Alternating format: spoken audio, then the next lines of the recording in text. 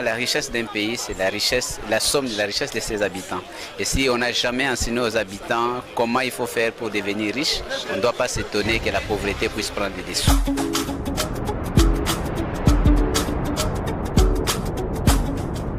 Ce qui m'a beaucoup révolté dans la vie, c'est le fait que, à ma naissance, mon père était un fermier qui avait, des troupeaux de chèvres et qui avait des plantations.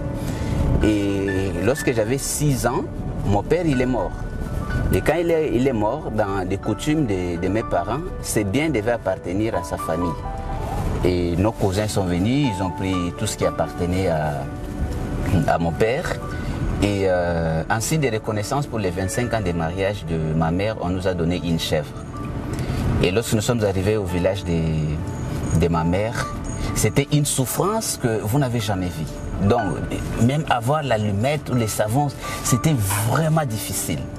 Alors, cette injustice, cette extrême pauvreté m'a fait prendre conscience que la pauvreté n'était pas une bonne chose. Alors, j'ai grandi avec cette idée que je devais faire la différence. Je devais prendre ma mère en charge. Je ne devais pas manquer des choses. Je devais travailler dur pour réussir. Je pense que c'est une expérience personnelle de révolte, une expérience personnelle d'auto-prise de conscience que la pauvreté n'était pas une bonne chose et nous devions combattre la pauvreté. Si vous voulez combattre la pauvreté, vous devez d'abord combattre la pauvreté mentale.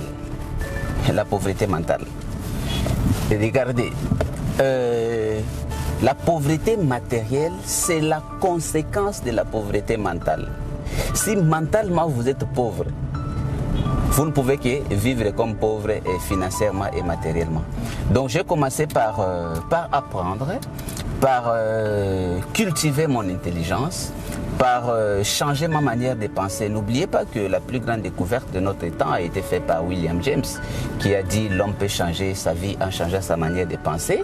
Et de là est née la théorie universelle que tout le monde connaît, que si tu veux devenir riche, il faut penser comme les riches, n'est-ce pas? Parce que la différence entre les riches et les pauvres se trouve dans la manière de penser. Donc j'avais investi assez de temps pour changer d'abord ma propre manière de penser. D'ailleurs, n'oubliez pas que les combats que je fais aujourd'hui, c'est juste d'abord pour changer la manière de penser des pauvres. Parce que rien ne bloque autant la vie d'un pauvre que sa programmation. Et la programmation ne vient que de sa perception et sa manière de penser. J'ai un commentaire sur cet ouvrage, Pouvez-vous devenir riche, aller au ciel? C'est qu'il faut savoir. C'est la phrase qui m'intéresse. Hein. C'est qu'il faut savoir avant de mourir pauvre. Oui, parce que la richesse a deux aspects. Il y a l'aspect rationnel et il y a l'aspect psychologique. Et l'aspect psychologique est beaucoup plus important que l'aspect rationnel. Vous pouvez être un bon travailleur, mais si vous avez des croyances quelque part qui vous disent que si vous devenez riche, c'est un mal ou cela peut vous empêcher d'avoir le salut, cette croyance en elle-même est l'obstacle le plus grand qui peut t'empêcher de devenir riche dans ta vie. Donc, tant qu'on ne pourra pas détruire cette croyance, vous n'aurez pas comment sortir de la pauvreté. Notre problème de pauvreté, ce n'est pas l'analphabétisme, mais seulement c'est l'analphabétisme financier. Nous avons une population qui est ignorante à 100% sur les principes de base pour bien vivre avec l'argent. C'est parce que nos parents étaient produits de la colonisation. Je ne sais pas si vous comprenez. Il y avait une rupture entre la culture traditionnelle africaine avant l'arrivée du colon et la culture de nos parents. Hein. Et cette culture de nos parents, c'est la culture qu'ils ont héritée de la colonisation, où la logique était de former une personne à une profession. Ça peut être un enseignant, un mécanicien, un infirmier qui travaille, il reçoit son salaire, il dépense, il vit une vie stable, n'est-ce pas? Et il y avait une idée selon laquelle la richesse, c'était une mauvaise chose. Ce qui était important, c'était le travail. Alors, c'est devenu une culture, une barrière mentale. C'est pour cela même parler de la richesse, ça paraît drôle. Alors que le problème de l'Afrique, c'est un problème de pauvreté. Et le contraire de la pauvreté, c'est la richesse. Si on ne peut même pas parler de la richesse, alors comment on va résoudre les problèmes de la pauvreté? Donc nos parents ont souffert de ces blocages mentaux, ils ont eu ces limitations, ils n'étaient pas habilités, ou ils n'étaient même pas informés qui devraient nous parler de la richesse. Nous ont plus parlé de profession plutôt que de la richesse. Et nous devons changer donc ces cadres et prendre le courage de briser cette barrière culturelle, cette barrière mentale à la richesse, dire que nous avons le droit de parler de la richesse et nous allons les parler à nos enfants. Un deuxième ouvrage signé Ricardo Kanyama, pouvez-vous devenir riche et aller au ciel? Alors, la Bible, il me semble que, moi je ne suis pas pasteur, il me semble que la Bible dit les riches n'hériteront pas le royaume des cieux, pendant que vous affirmez le contraire, justement.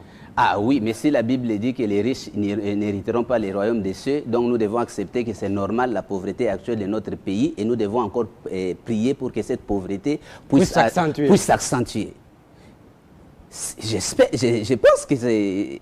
Mais allez, d'où vient ce contraste justement? Ok, ce contraste vient d'un concept qui nous a été inculqué par la politique de la colonisation, qui voudrait faire passer une idée claire aux colonisés que la richesse n'était pas une bonne chose, afin qu'ils puissent se désintéresser. Parce que le vrai obstacle, c'est d'abord un obstacle mental. Lorsqu'une personne croit que la richesse ne lui permettra pas d'aller au ciel, il n'aura jamais le courage d'agir pour devenir riche. Nous sommes justement en train de dire aux gens qu'il faut briser, la peur.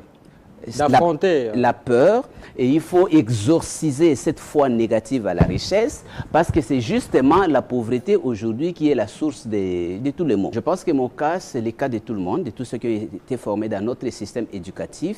Nous avons été à l'école avec l'illusion que l'école nous apprendrait comment devenir riche. C'est dans cette logique que nous avons été formés. Et j'ai été formé dans cette logique jusqu'à ce que j'ai fini mes études universitaires et j'ai obtenu le diplôme universitaire et j'avais fait la philosophie.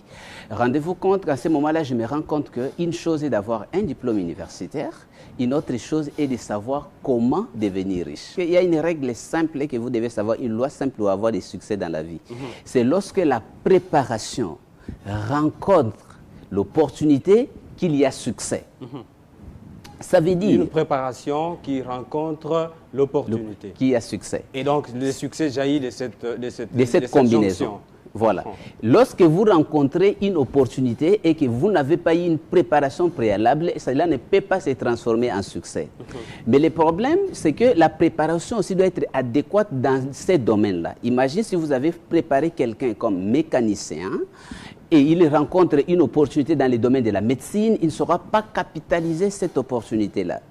Alors, lorsqu'on nous forme à l'université, on nous forme seulement sur le plan professionnel et qu'on ne nous forme pas sur le plan de la création de la richesse, nous sommes comme des gens qu'on a formés dans le karaté et qui doivent faire les championnats de boxe. En fait, mon parcours, c'était un peu le parcours de tous les jeunes dans la société qui suivent les schémas que nous appelons conventionnels et selon lesquels les parents nous ont dit va à l'école, obtiens les diplômes et tu cherches un emploi, voilà, tu as réussi ta vie. Alors, en suivant ces schémas, après l'obtention de mon diplôme universitaire, je me suis retrouvé dans une impossibilité de trouver un emploi. C'était d'ailleurs ça le commencement de mon parcours comme entrepreneur parce que ne trouvant pas d'emploi qui pouvait me permettre de réussir financièrement, j'étais obligé de trouver d'autres voies et cette voie c'était l'entrepreneuriat ou la création de la richesse. C'est comme cela que j'avais fait donc cette découverte que l'école ne nous apprenait pas grand-chose sur l'argent. L'école nous apprenait uniquement une profession, donc des compétences et des connaissances professionnelles, ce qui fait que nous étions tous professionnellement instruits, mais financièrement ignorants.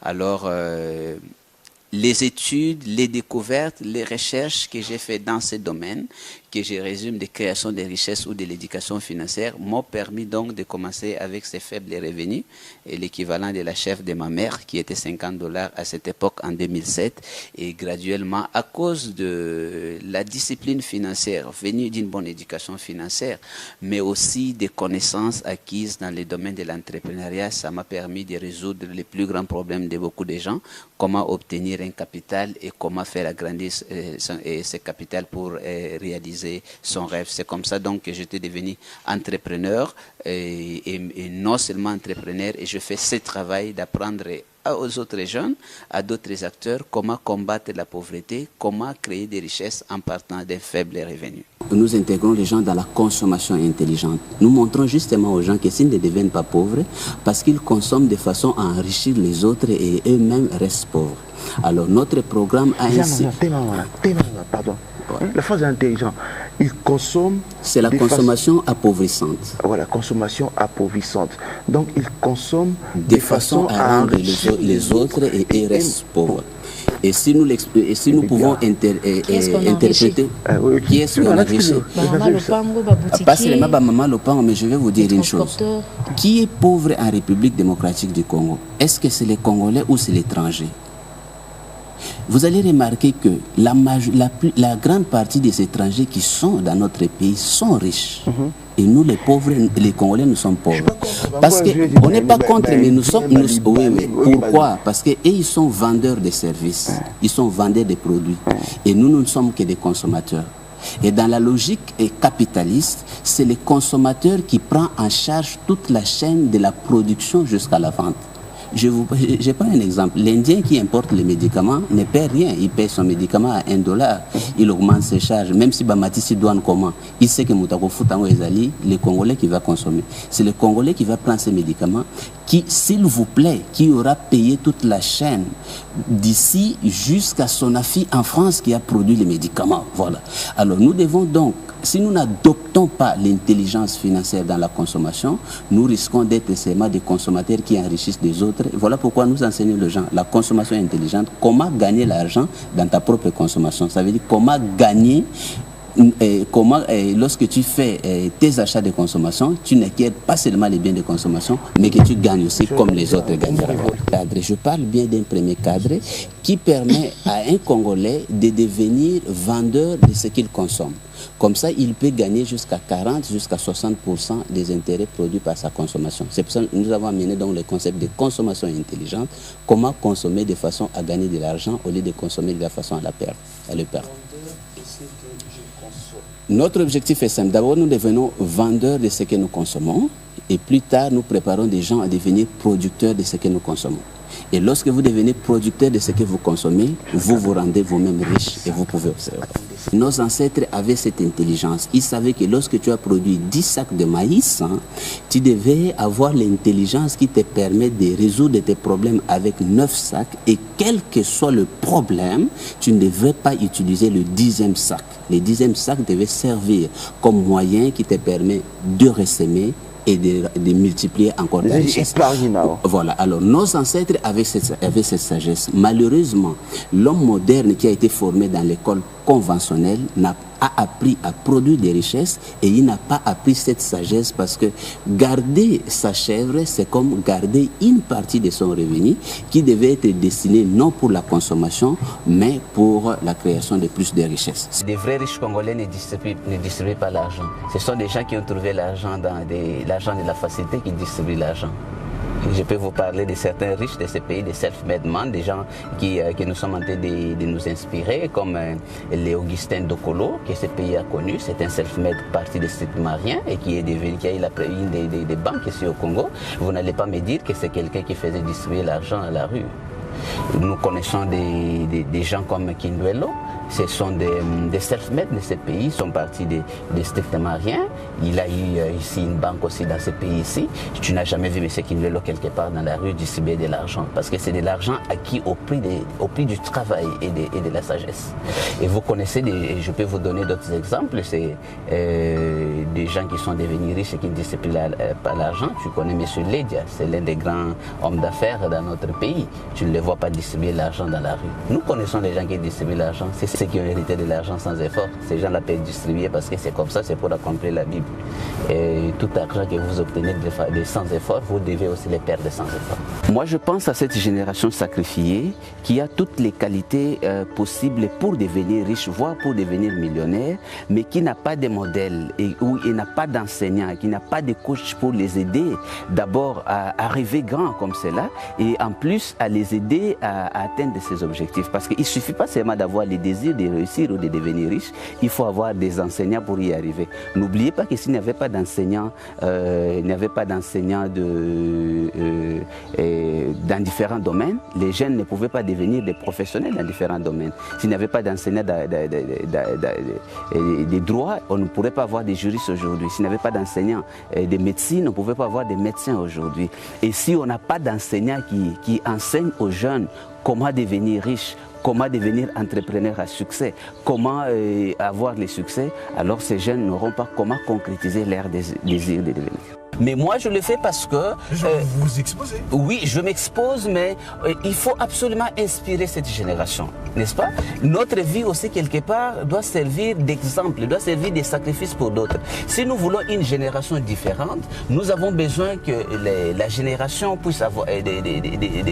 ceux qui vont nous suivre puissent avoir des modèles, puissent avoir des aînés qui les inspirent, qui leur disent la vérité, qu'on peut devenir riche. Devenir riche, ce n'est pas de la magie. De même qu'on peut devenir médecin, on peut aussi apprendre et devenir riche. Et ça, c'est mon combat et je l'ai fait en âme et conscience. Malheureusement, ici chez nous, l'homme n'a pas encore compris la valeur de la connaissance. On est encore à un niveau où on peut payer facilement un téléphone de $300, mais payer un livre de 10-15$, on trouve tous les gestionnaires du monde. Voilà. Déjà qu'un $10 peut résoudre le problème d'une famille. Alors sacrifier ces $10, économiser encore, épargner jusqu'à atteindre 15 pour acheter un livre. Mais c'est à vous de faire les choix.